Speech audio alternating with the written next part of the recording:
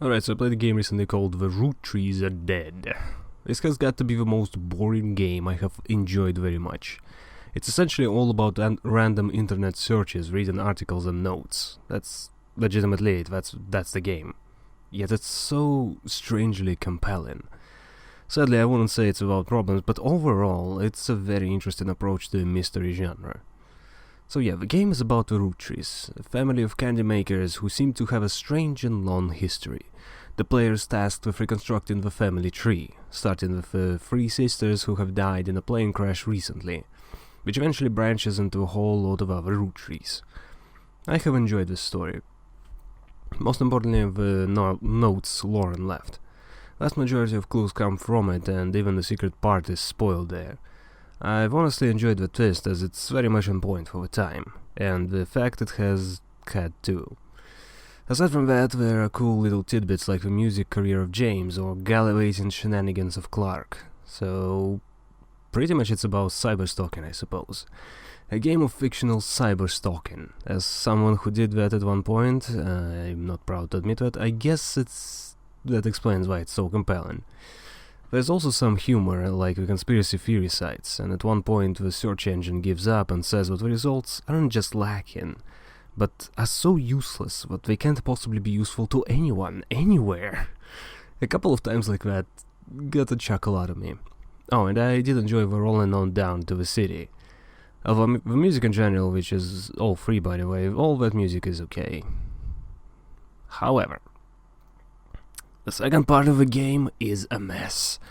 I don't know what is going on with it. Problem is that the first part of the game generally revolved around getting the info, learning what to place and where, and all of it makes sense. Second part involves nothing but guessing, and without a board it would be impossible to do. Most of the time nothing related to Roottrees is even said. The player just has to input random full names and stumble upon all the time. Point is, if someone were to play the first part without a board, without a list of names, no information about how many people are actually there, and so on and so forth, they could still make it work. With the second part, it's impossible. Essentially, it doesn't feel like an investigation. Instead, it feels like if someone is sitting there with the full answers ready and just waits for the player to fill it in. While in the first part, you can actually make it work without the correct answers already being there. Because some of these clues are downright impossible to connect or put together. Some things don't make sense unless there is already a board with all the infidelities, family connections and whatnot marked. And it feels so damn cheap. I simply kept going through the list of jobs, names and whatever else and clicking the duck. I barely used the hints in the first part, and it was down to me not paying too much attention. In the second part, it's just cheap and lazy. Great example of things not being perfectly well made. At one point I have found a person. She is the secretary whom Guy Hudson cheated with. I am at a complete loss what to do with her, however, so I asked for hints. The ducky suggests the step I have already taken, then another step, and then another. But I didn't figure that one out, but the thing is, it didn't actually give me anything, nothing I can use. I had the full name and the job already, and I put in a picture.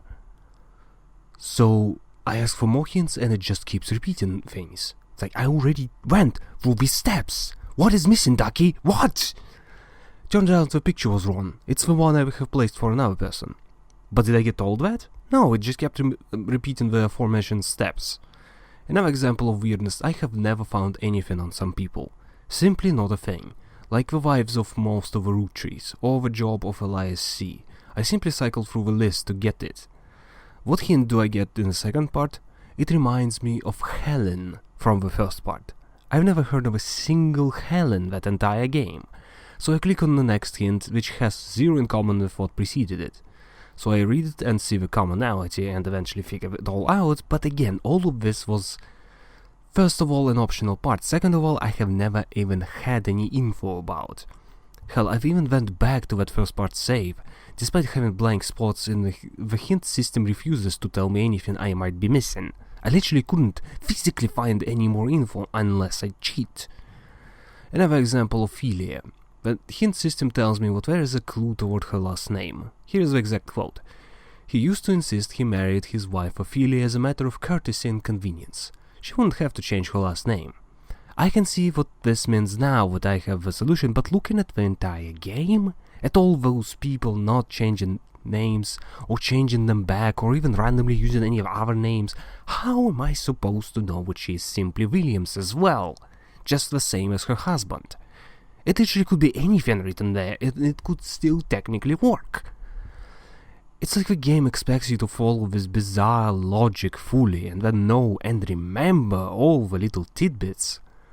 All of this to say is that piecing it together with incomplete information within a limited scope in the first part was a joy. And I felt good doing that. The second part expects you to find everything, which is... I don't think I'm exaggerating here, but I believe it's simply impossible. The game's logic is far too inconsistent to somehow pierce together the full picture.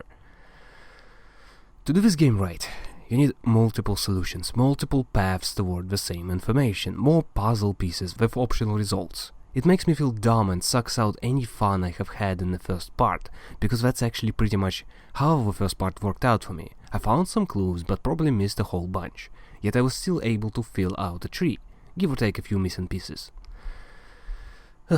So yeah, if there was some sort of cheap edition with only the first part, I think I'd recommend it strongly.